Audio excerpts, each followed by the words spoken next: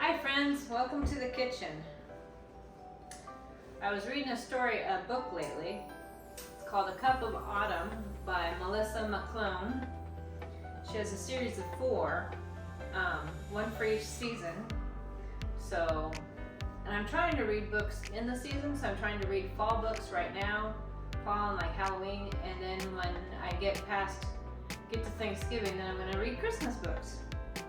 So anyway, in the book, she was talking about her friend's bakery and how the bakery, she made her favorite cake, which was a marble cake, but she didn't have it very often.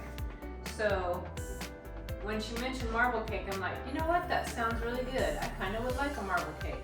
So I found a marble pound cake that will go into a bundt pan and have a chocolate icing, because hello, I don't want a plain bundt cake, that's no fun. So, and I don't know about you, if you've ever seen My Big Fat Greek Wedding, bundt doesn't sound right. I feel like I need to say bundt cake. So here's my bundt pan. My husband got it for me at Williams-Sonoma a long time ago, and I love it because it's even. I don't know if you've seen some of those bundt pans where there's a section and there's a skinny section and a fat section, and that drove me nuts because how can you evenly slice it? And this makes perfect little even slices. So it's a pain in the butt to make sure that it doesn't stick, but worth the effort for the even slices. So anyway, let's go make a marble bundt cake. Let's get started. Well, this is the beginning, and it's a good beginning, a cup of butter for the marble cake. So we got 1 cup of butter, and to that I'm going to add 2 cups of sugar. So I'm going to need 8 scoops. I'm beginning to feel like maybe I don't have a large enough bowl. It's a little disconcerting. Yeah, probably not a large enough bowl. Well, plan B. So, the thing about a marble cake is I'm going to need 2 bowls anyway. So I'll save this for in a minute for the split. How about another fall spatula? So, whoops, don't be. There we go. Stop that now.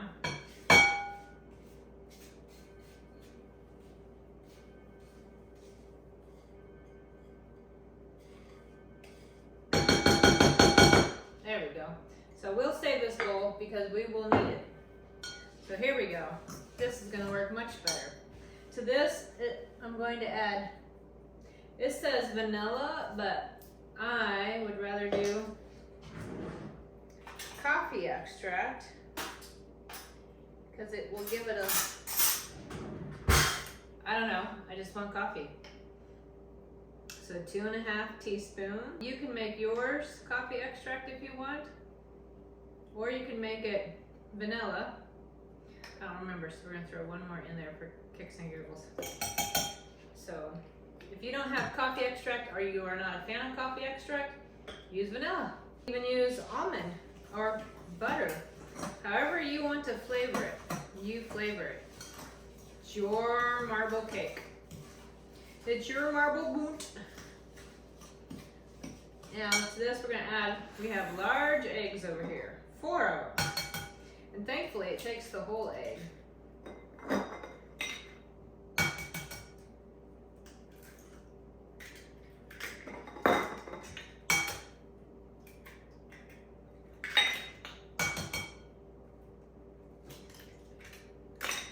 There we go. Get that mixed in. Now to this, we're going to add some sour cream. If you don't have sour cream and you have plain Greek yogurt, you could use that. You could change it up and even use pumpkin instead of sour cream or yogurt, or you could use applesauce. So those are some options. Oh, look, Merry Christmas. We'll do the crossover. Stir up my sour cream, even though it's a new one. tends to have a tendency to settle and separate a little bit. And I'll give you a tip. If you get the lid on good, you should store it upside down, so that way it has less of a chance to separate when you go to use it next. So here's our 1/2 cup.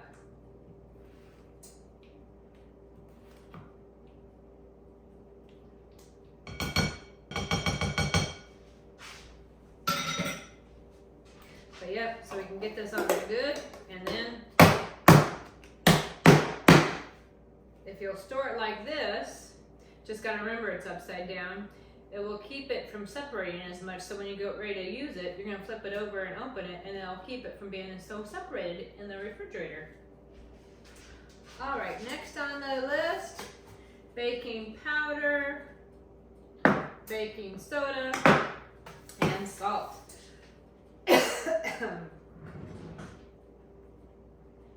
1.5, 1/2, and 1. So let's get a 1/2. So we got 1.5 of the baking powder.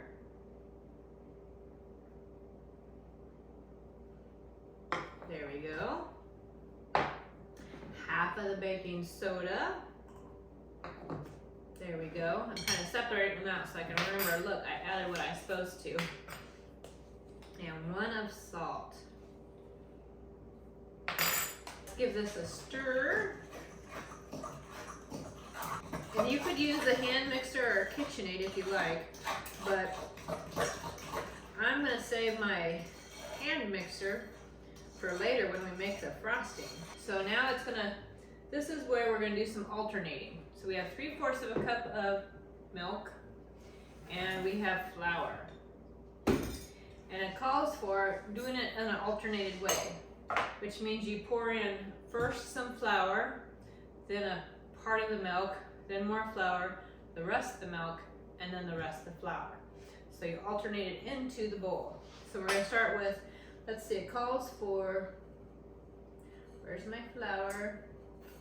2 3/4. So I'm gonna start with 1 full cup of flour.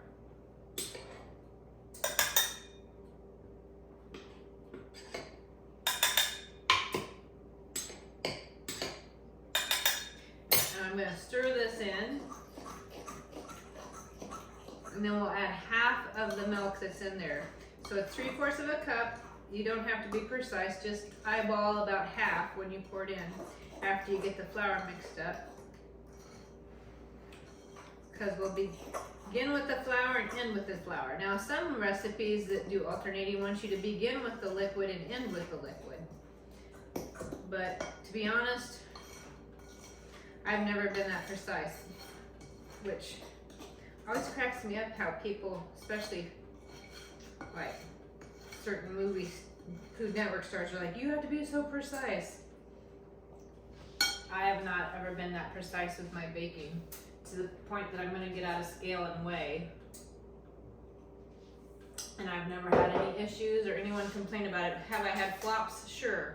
But I can guarantee you, even when they've weighed their stuff with a scale, they've had flops too. So anyway, 1/2 of the milk. So just kind of eyeball it. That looks good. And we're going to stir this one in. Like now 2 cups of flour.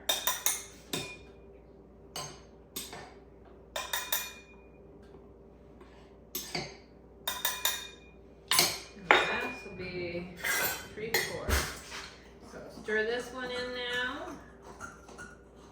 And you'll notice this is going to be a little bit of a heavier batter than a typical cake batter because it's a pound cake, which is also why it has so much butter and sugar, because it's a pound cake. And bundt cakes tend to be a little bit more like that anyway. All right, now the last of the milk.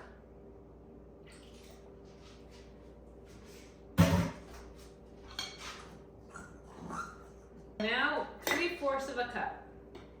So I got my 1/4 cup measure out. Give this a stir.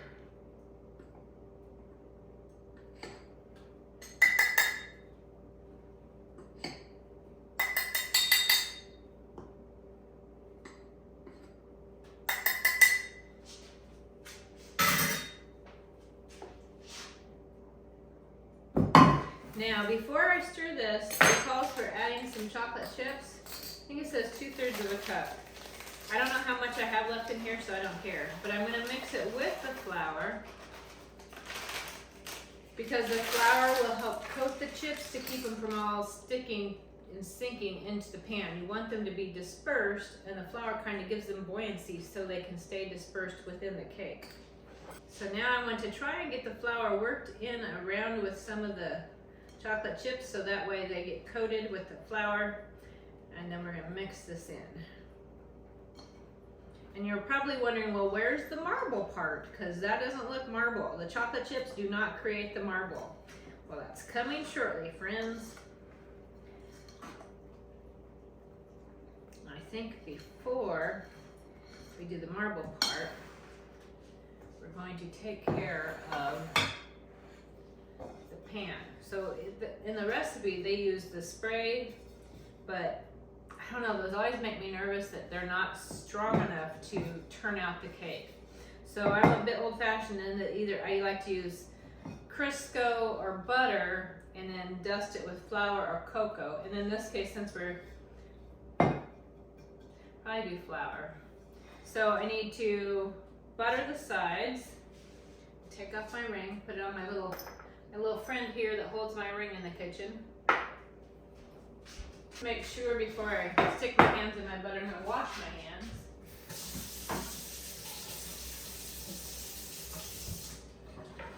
You went outside, May?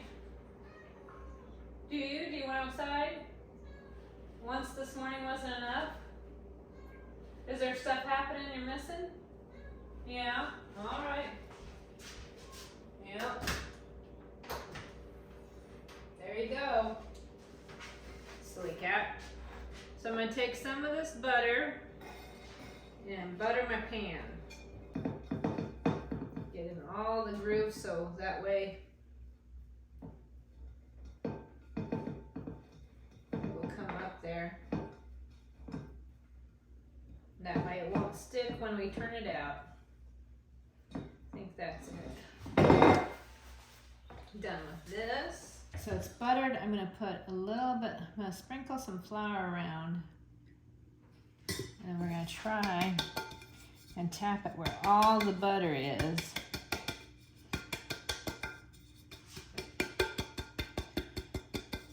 And if it gets on the counter, oh well, I'll wipe it up, but I'm more concerned about getting it on my cake pan. We're gonna try and get it in the middle there. So, I guess I could put some right there. Get some right up here. Before we get back to the cake pan, you remember we have this bowl, but now we need to make the marble portion, which is, it's chocolate and white, which is marble. So we're gonna take half of this batter and put it into here. So take half.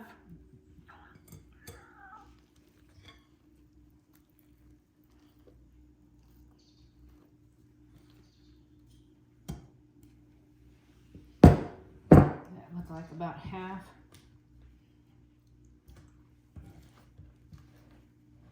Maybe a little smidge more. All right, to this half, now we're going to add baking cocoa. 1/4 of a cup.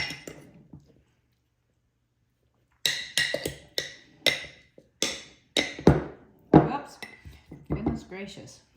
Getting stuff all over here. And this will create our chocolate. So then we have a vanilla, and then we have a chocolate layer that will be marbled together in the Bundt pan. Okay, we need a couple of spoons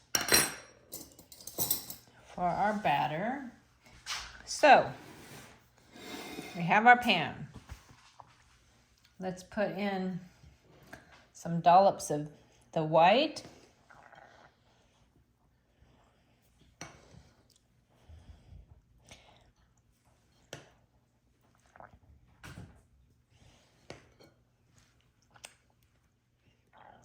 Now let's do some dollops of chocolate.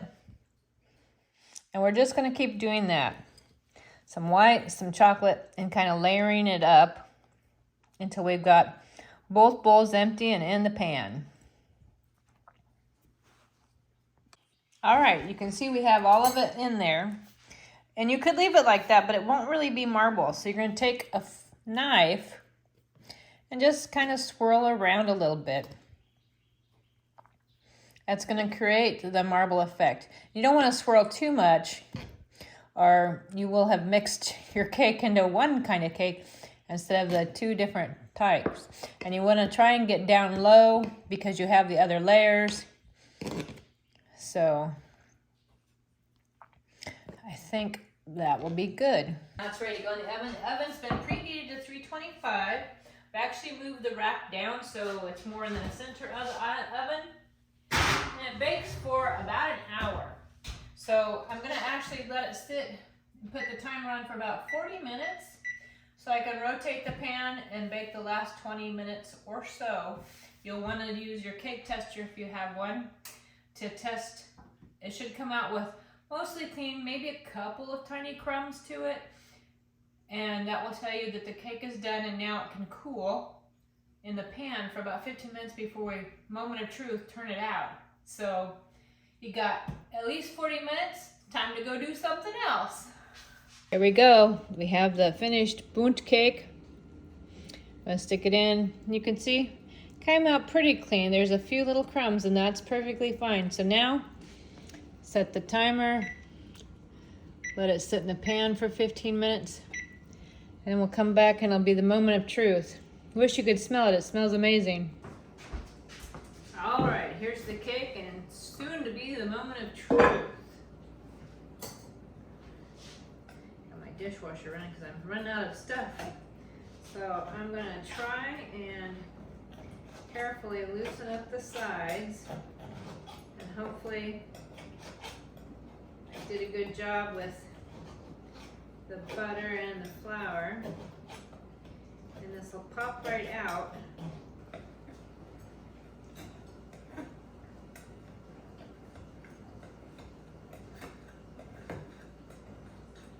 Nope. Moment of truth.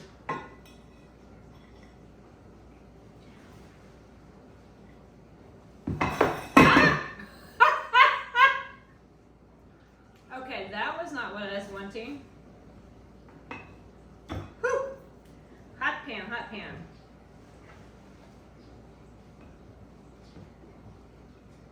Oh, for the most part it came out pretty good. There's a couple, like, there's a little spot, but like I said, we're gonna frost it, so that will get hidden. And see the steam coming off of it? So it'll be all right. I'm gonna clean up some of the crumbs here because I don't want them in the frosting once we frost it. So clean that up a little bit. My favorite part though is when you frost it and the puddles here. I love that. But yeah, see, it's not super pretty. There's a couple spots that kind of stuck to the pan. But you know what? We're gonna frost it and it'll be just perfectly fine. So now we're gonna let it cool probably a good half hour or so. And then I'll show you how to make the frosting and put the frosting on it. So come back and see what happens next. You never know.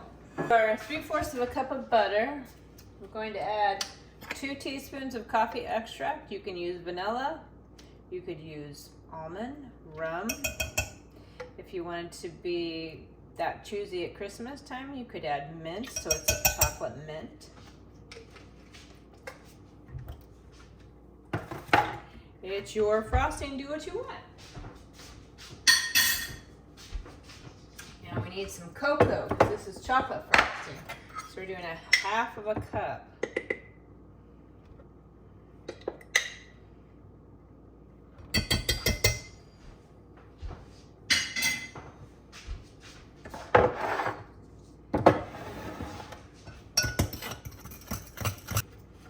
Let's put some milk in there. I'm using 2% milk because it's what I had. You could use whole, you could use skim. And we need 6 tablespoons. So 1 more.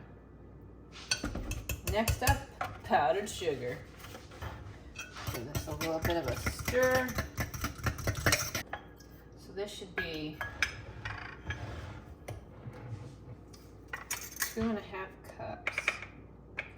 So I'm going to start with the 2 cups and see how we look.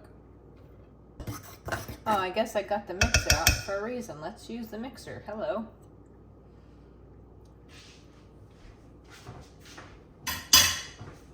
Silly me.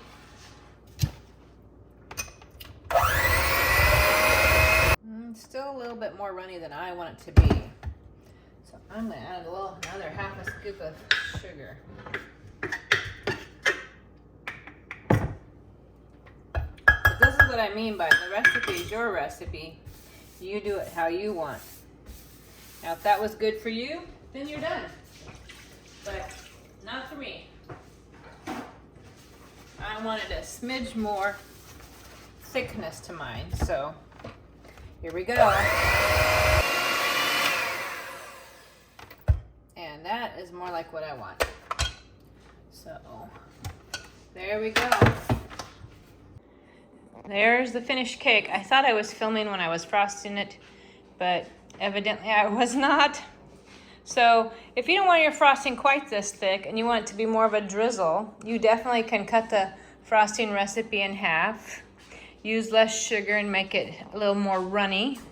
But I wanted mine to cover it quite well because I love the frosting. That's my favorite part of a cake.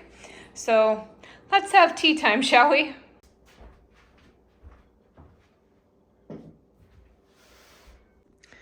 There's our tea. And here is the cake. Moment of truth.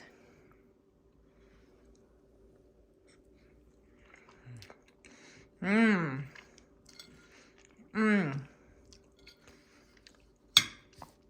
It's nice and moist and dense because it's the pound cake. And love the frosting, but that's just me. I love frosting. It's my favorite part. Look at that. Yum. Mmm. Highly recommend. I don't know if I put it on that side. It really should be on this side. And I'm right-handed to boot. Drinking a mint tea.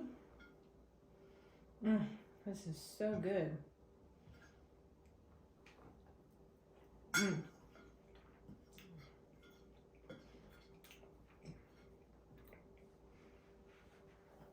And nothing hits the spot better than when you're craving something and you get to have it.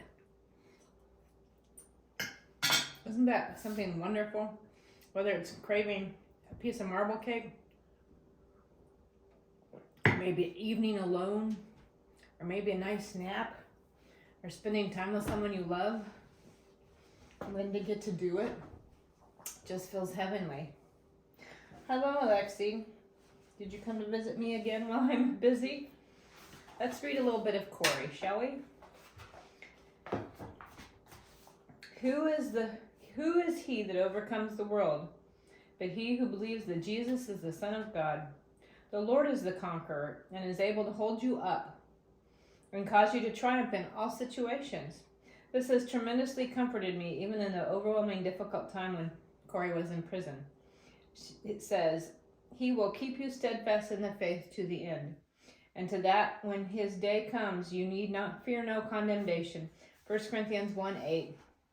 Thank you, Lord Jesus, for understanding our weakness, for giving us comfort, guidance, and power for today and always. It also reminds me of a verse that it's become one of my favorite verses. It says, thou wilt keep him in perfect peace, whose mind is stayed on thee, because he trusts in thee. Isaiah 26:3. And notice it says his mind, not his heart, because our heart's deceitful above all things. It lies to you. It can tell you you're in love with somebody who's a horrible person and not good for you. It can tell you that to have, a whole chocolate cake will be fun when you know it's going to make you sick. It lies and tells you that go ahead and spend that money. You'll make it up somewhere else. No big deal. The heart's deceitful. It lies. But your mind, if it's based in the Word of God, and it's based in logic, and fact and truth, it will keep you steadfast.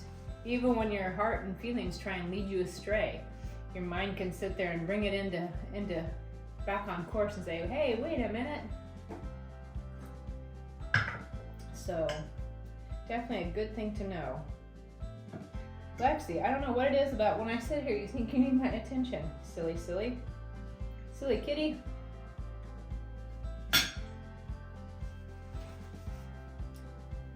You aren't having any cake. Not good for you. Cake isn't for kitties.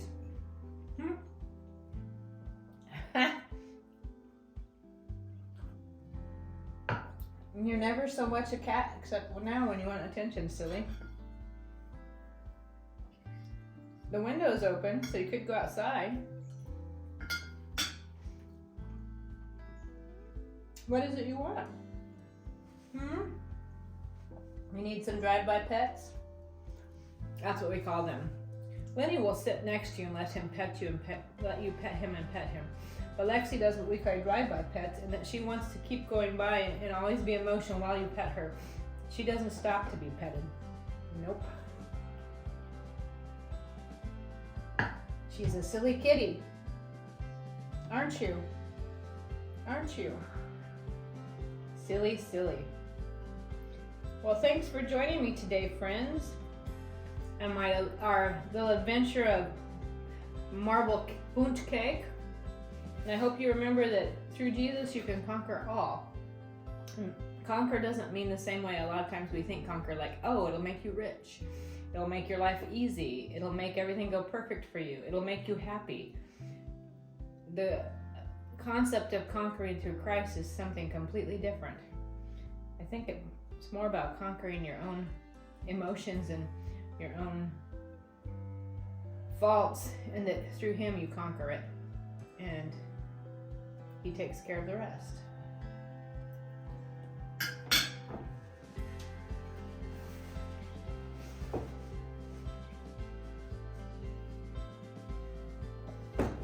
I hope you come back and join me again soon, friend. And I hope you have a wonderful day, and that's filled with all the wonderful things.